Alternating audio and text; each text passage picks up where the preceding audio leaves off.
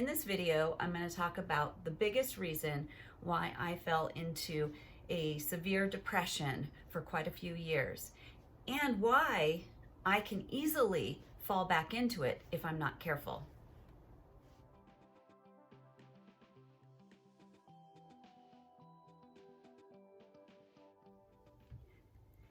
Shalom everyone, and welcome to my channel. I am Christa, and this is Finding Shalom, a channel all about my journey to find peace. And hopefully I'm bringing you along with me, and maybe some of the lessons I've learned along the way, the mistakes I've made can help you make better decisions to create more peace in your life. If that's something you're interested in, I would love for you to subscribe and follow along. And I would love for you to comment and even just say hi in the comments. That helps me and give me a thumbs up anytime you hear something that benefits you. Today we are continuing our series on Shalom Stealers. And I felt a little bit like, as I prepare for these, that everything from my channel right now seems negative. And that's because we're talking about Shalom Stealers. So before we can actually talk about the pathways to peace and the avenues to find peace, we need to clear out some things out of our life and work through some things that are causing us to lose our peace. And those are our Shalom Stealers. And so since we're doing this series, it does feel a little bit negative. But hang on, because with every negative, there is a positive. So make sure you watch the video to the end, because we're going to discuss today something that has caused me to fall into depression. And I feel like it's one of the main reasons for my depression, and that is disappointment. Have you ever been disappointed in life? Did you have a plan on how life was supposed to be, how your marriage was supposed to be, how raising children was supposed to be, how a new career was supposed to be, or you went to college with great dreams, or you were in junior high or high school and dreaming of what your life would be, and now you're sitting there, whatever age you are, looking back going, that didn't quite work out. That wasn't how it was supposed to be. And life has a way of not being the way it was supposed to be. I don't know, we have this idealistic, and expectations of how we think it should all play out. But there's many components to why things don't work out. And I'm going to talk about those today on this video. But I thought the first thing, before we identify those three key areas, I wanted to talk about identifying your disappointments. I think that there is a place, we don't want to dwell in bad thoughts, and we don't want to dwell in our negativity. But if we keep burying them, they're going to fester and come up. So there is a time in your life when God is going to bring you to a place where it's time to kind of purge some of those feelings and disappointments.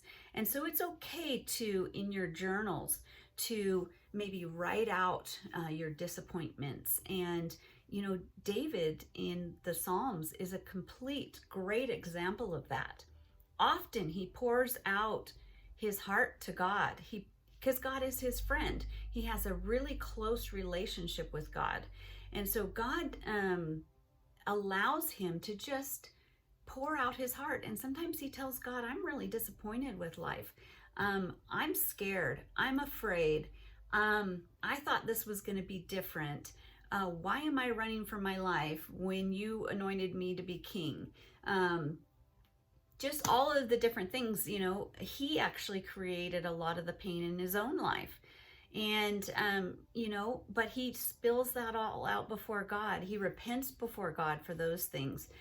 But then he always returns to praise. So that's the important thing. So I think the first thing, if you are suffering from depression and maybe disappointment might be at the root of that, it's okay to grab a journal or a piece of paper and write out to God, maybe even in letter form, "Dear God, I'm disappointed. This wasn't supposed to be like this." Or write a fake letter to somebody, just pour out, or make a list if you're a list writer. Write what your disappointments are. We've all had them. And if it's something you can share, I'd love to hear it in the comments. I am a perfectionist. I grew up with a very clear expectation and vision of how I needed things to be. I don't know if I was watching movies or if I was watching the people around me, but I was like, that's how it's supposed to be. And when those things didn't happen the way that they were supposed to, I was disappointed and hurt. And I've written that out in my journals. But the important part is after you write that, is also to come back to a praise as well. But let's start with that. Write down your disappointments. Think about even silly things. Like, I had always dreamed that I would be the most amazing aunt. And when it came down to it, when my sister's kids were little, I was barely surviving myself with my own children. I wanted to be that aunt that kind of sent cute little packages in the mail, because they do live far away from me. So I wanted them to be, I wanted to make sure I had birthday cards to them all the time. And you know what the truth is, for my sister's kids, they grew up in a time of my life when I was barely surviving. And so I wasn't really in their life a lot. And I didn't send all those cute things. And now my brother and my other sister have younger children. And I thought, okay, well, I got a second chance. I'll just be that great aunt now. Well, that hasn't happened either. Life got busy, life got crazy. I thought when I retired from the retail business and would have more time, I was going to make sure this year that this was the year that all the birthday cards got sent out. And you know what? I'm disappointed. We are, 6 months into the year, nobody got birthday cards. And so, it's silly little things like that we're disappointed, but then there's some big ones too. Some other things is, there's just the way I wanted to do something as a mom, or I'm disappointed that I wanted to be a great cook for my kids and for my husband, and I am an okay cook. I mean, we survive. That's about it. And I've got a few things under my up my sleeve that I can actually cook. But there's so many little things that I'm disappointed that I wanted to do better. And I can't do those. Or time doesn't allow me to do certain things. So write all those out. Put some silly ones or some big ones in the comments. I'd love to hear what has disappointed you in life. We have often had huge disappointments. We've lost a home. We've struggled in our business. I wanted my business to run a certain way. I wanted, there were times when I always wanted to just be really great to my employees. And every once in a while I got an employee that it was hard to deal with. And I still kick myself for my reactions or the way I handled things. I could have handled it better. There's just 1,000 things that I can be disappointed at. And I know in the years of my depression, life had gotten like that. I think I was just entering my 30s, and I think my 20s were over. I was probably mid-30s, and I was like, my kids were already starting to get older and into junior high or, upper elementary. And I remember just thinking, pretty soon they're going to be in high school. They're going to be out of the house, and I didn't do it the way I wanted to do it. Or my marriage didn't go the way I thought it was supposed to go. And now I can't go back and fix it. I think that's the hardest part when you get yourself in a cycle of depression, is that there's things you can't go back and fix. Maybe a death of a family member. Maybe you're going back in your mind, if only I would have told them not to go on the road that day. if only, you know, some big disappointments. If I only would have done this or this or this, you know, hindsight is 2020. We look back and we think, gosh, if I could have done something different, or gave them a hug one last time, or if I could have changed the way I did something in my marriage, would it have changed this? And oftentimes we can't go back and fix those things. And that's where we get stuck. It just seems hopeless, like we can't go back and fix it. But I assure you that God has a plan for your life, even in these horrible times, even when there's something you can't go back and fix, even though there's something like death or a marriage ending, divorce, whatever it is that you feel like you can't go back and fix, and you're so disappointed that it didn't turn out the way you thought it was going to turn out. I guarantee you, God's going to turn that around for good in your life. It says, I think in Jeremiah 29:11, "For I know the plans I have for you, declares the Lord, plans to prosper you and not to harm you, plans to give you a hope and a future." And I have lived long enough now to see that those things that were devastating, those things that pretty much crippled me, have now become my platform, have now become the thing I can encourage people in. I can actually come alongside people. It's made me compassionate. So those things that you're devastated about right now are going to be the things God uses for His glory. They're going to be the things that God uses to bring you to your purpose. And we always think of purpose. What's my purpose? And that's another thing.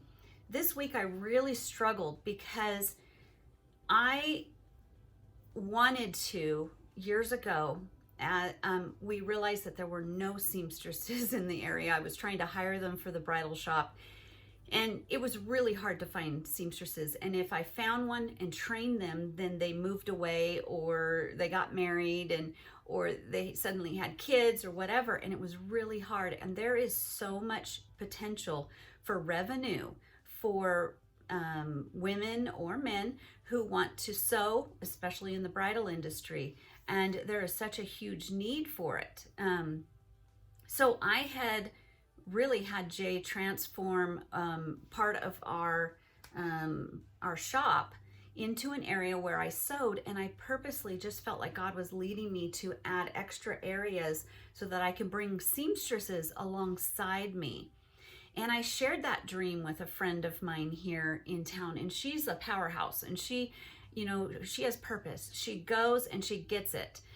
And I really felt like that was part of my dream, is that we need to teach young women how to sew. This is part of my purpose.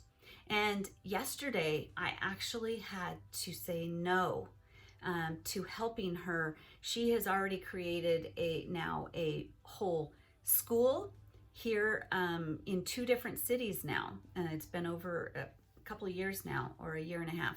And she now has one in Boise and also in Twin Falls. And they're teaching women, refugees, housewives, whoever wants to learn how to sew, they're teaching them. And I want to be in that. But right now in my life, I don't have room for that. And I want to help her in some of her other endeavors. And yesterday I had to say no. I need this time. I don't have the time. Like, I've got to fulfill the purposes that God has for me right now. And that was the hardest no, because it was just an amazing thing that I thought was my purpose at one time. And then I watched another YouTube channel last night where this particular gal was actually God was opening up doors to her purpose and opening up doors to things she's dreamed of. And she was younger, and I was like, I remember when I had that much energy, and I remember when I had that much passion, and I had that much time. And it kind of sunk me right back into that disappointment. I'm disappointed in myself that I don't have the energy or the time. I'm disappointed in myself, or was I listening right to God? You know, it makes you question all of those things. And yet, waking up today, I am right in the middle of God's purpose. But some of these things make me think, am I in God's purpose? What am I doing here just talking to a camera? I'm hoping people on the other side are listening. But maybe that resonates with you. Maybe there's something you thought was your purpose, or maybe it was your purpose at one time and the season has changed and now you're disappointed. Maybe you feel like you've let somebody down. Maybe you feel like you've failed. Let's talk about the 3 reasons for disappointment. Majority, you could probably categorize the majority of disappointments into 3 things. Number 1, your failure. Number 2, someone else's failure. And number 3, circumstances beyond your control. So the hardest ones, I think, sometimes are your own failure. I know with me, I have high expectations. I usually have too many irons in the fire. I want to be used of God. I want to create. I just want to have a purpose. I want to help people. I want to dive in. I want to be good at everything. And the truth is, I'm not good at everything. And the truth is, I disappoint myself often. I fail often. And as I was searching this week for this topic on disappointment, I remembered a movie that I absolutely love, and that is Elizabethtown. It is a quirky movie, but I'm going to recommend it. It has a little bit of stuff in there that may not be kosher. But it is a movie that God used to do some healing in me at a crazy time. I believe it was out in like 2005, something like that. My daughter brought it home. She absolutely loved it. And as a family, we have watched it over and over and over. And I believe the first time you watch it, you're thinking, what is up with this movie? But each time you watch it, there's just a deeper meaning and you get a little bit more out of it. And there is a quote. Basically, it is about a man who he had a huge failure. He designed footwear and he had this huge failure. I mean, they said it's epic failure, and he lost this company billions, and he was on the verge of committing suicide. And right in the middle of the scene, his sister starts calling. And she says, our dad has died and you are you're the oldest, you're the responsible one. And so he has to put aside his plans for suicide, and he goes, and it's quirky and funny. So even though it has suicide in it, it's not morbid. But what he ends up doing is walking through this is he starts to heal from his past. He meets an airline stewardess who really, at one point, her quote, this is what always comes to mind. He just couldn't get over this failure. And she says, okay, so you failed. You failed. You failed. You failed. You failed. You failed. Okay. And then her quote, I love this. She says, you think I care about that? Have the courage to fail big and stick around.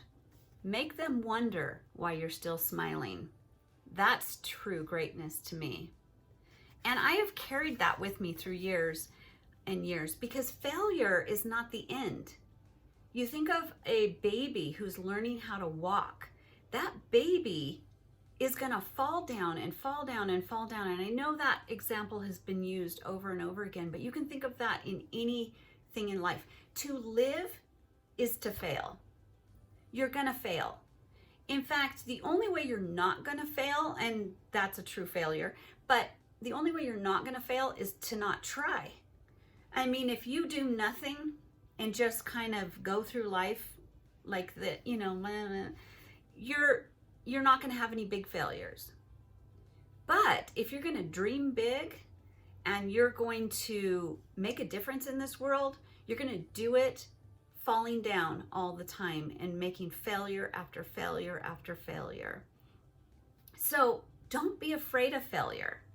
And For me, for a perfectionist, failure is a big thing. And yet I have learned now that, you know what? I've failed at a lot of things.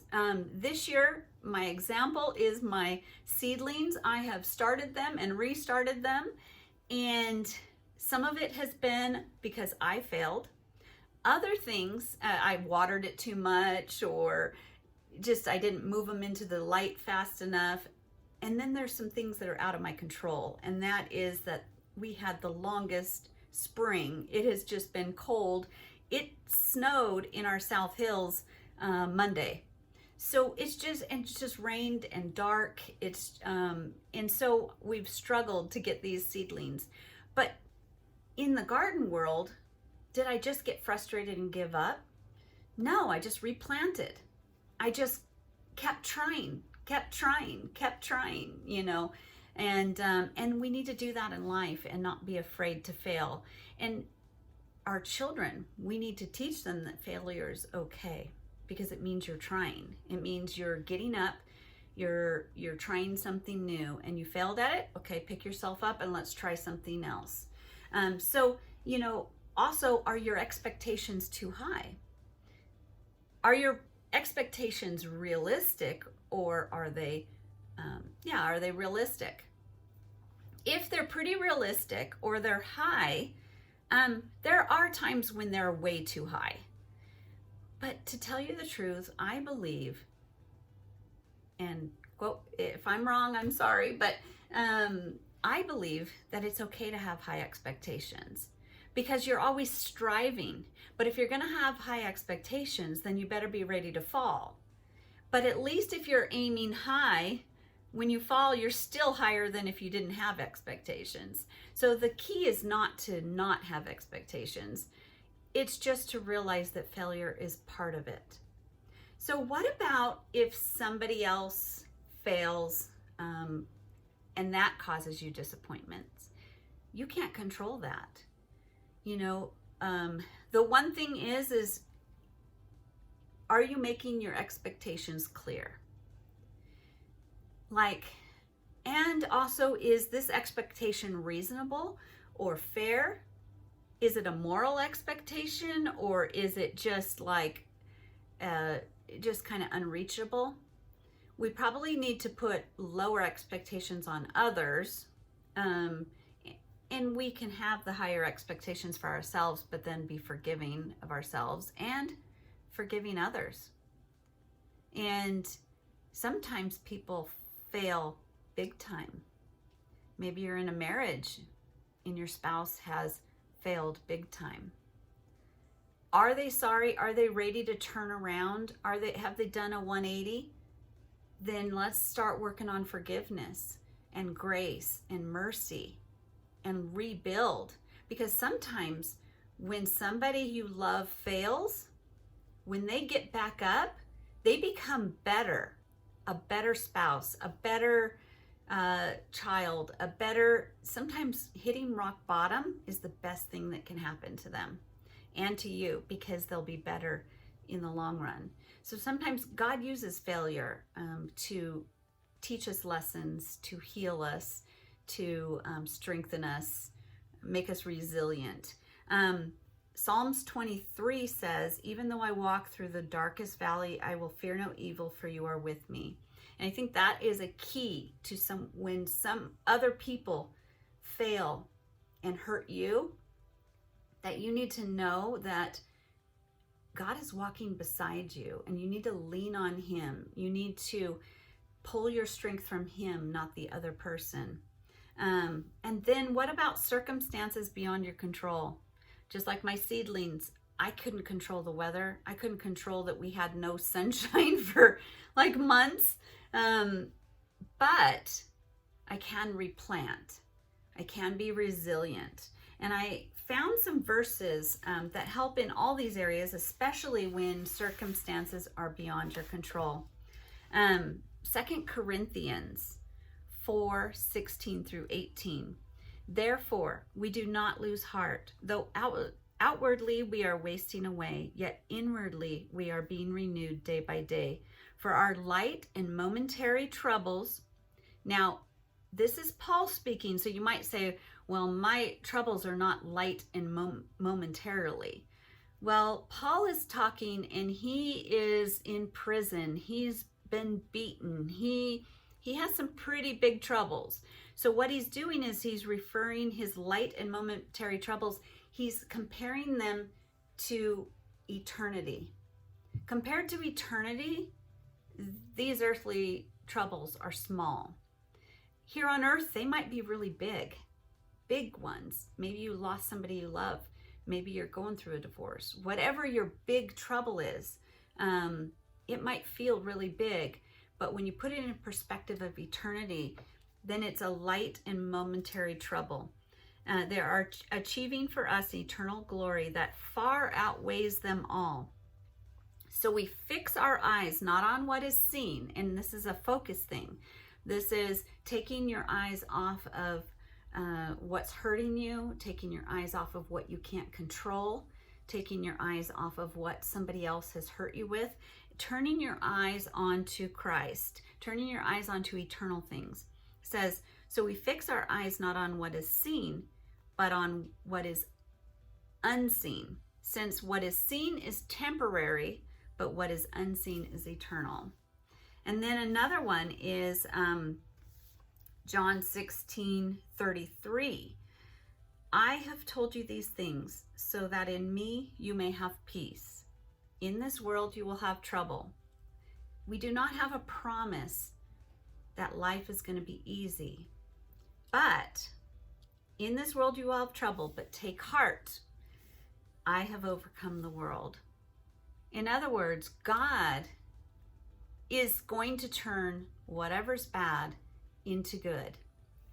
God will turn it it will be your testimony. It will be your platform. It will be all to his glory if you allow him to turn this bad into good. So this disappointment, this thing that disappointed you, can actually be used for good. And he says, I have overcome the world. That means he's already overcome it all. So don't worry about it. Jeremiah 29:11, for I know, I just read that to you earlier, for I know the plans I have for you, declares the Lord, plans to prosper you and not to harm you, plans to give you a hope and a future. He has plans. What we think of as our messed up plans, our disappointments, he will turn for good. So I want to encourage you today. I want to encourage you that your disappointments can be turned around. But maybe at this point, instead of just stuffing them and having the positive attitude, I think that's what happens with depression, is some of us, especially if we're moms or if we're Christians, we're trying to put off that positive vibe. We're trying to be kind to everybody, smile. You know, we got that church fake smile. But underneath, we're hurting. Underneath, we're disappointed. We're sad. And when we push that down, what ends up happening is it will spill out in some way. Your health will decline. Your body keeps score. You know, those headaches, those stomach aches, a lot of stomach problems and stuff are from stress and from holding on to emotions. So sometimes God walks you through. That's what I love about God. He walks you through the releasing of it. And he does it so gently and slowly that you don't even notice it's being done. God walked me through a time, and it's funny because this movie, Elizabethtown, was at a time when I had a lot that was stuffed inside, and I was grieving on the inside, and it turned into depression. It just, whacked my body out with all the chemicals and all that kind of stuff. But movies like this, I cried through because he walks through, especially in the road trip scene, where she tells him, okay, fine, just go back to Oregon. And he takes his dad's ashes, and she gives him this book, which is kind of a road trip map. And she takes him through basically grieving. He sees sights along the way, but then she has him stop and kind of spread his dad's ashes while he dances in the forest, and while he grieves over the memories and the missed opportunities between him and his dad. And then she even walks him through where an article comes out about the big disaster that he had failed at. And she tells him, okay, go ahead and relish it, grieve. You've got 5 minutes. Just wallow in it. Okay, now move on. You failed. Now move on. And it's time to live again. So I just love that movie. I know there was just a time where I ended up alone in a hotel room, and just for a conference and for something else, and I ended up watching one sad movie after another, and I bawled. And I literally think I had about 10 years worth of sorrow just built up inside of me, and I bawled for a whole day. I couldn't even stop crying. There wasn't, until there was no more tears. God used that time to say, it's time to release that. It's time to let it go. It's time to let go of the disappointments and realize that I have a plan for your life. And it doesn't look like the plan you set out. It doesn't look like your grand plans or your grand dreams. Yes, he gave me some of my dreams in the midst of it. I wanted to be a fashion designer. I wanted to be a businesswoman when I was a little girl. And later, when I finally had given up that dream, he brought that into fruition, and I got to live my dream for a little bit. And then it was time to close that dream and move on to other dreams that he had for me. And so, yeah, this week I had to say goodbye to some of the things I thought were my purpose. But I think he has a greater plan. I think he has a greater purpose, and he has a greater purpose for you. And that's the point, is that he has a greater purpose, and it may not be what you planned. Don't let disappointment stop you. Don't let it discourage you, stop you in your tracks. Don't let it pull you down. No, failure is normal. Failure is even normal in the people you love. Forgive them. Let go of it. And just know they're hurting too. Ask the Holy Spirit to show you. Show me their heart, Lord. Show me where they're hurting so I can see their pain. And then you got to roll with the punches when, weather and life is just what it is, the economy, all the scariness of life. But know that you are protected under his wings. Ask him to be with you. Ask him to come into your heart. Ask him to be by your side. Open up the Bible, read, see his words of encouragement. Let him wrap his arms around you, because you're safe. Even when you fail, even when the world is collapsing around you, even when others have hurt you, you are safe in God's arms. I love you guys very, very much. And thank you so much for being patient with me as I post this video on Thursday instead of Tuesday.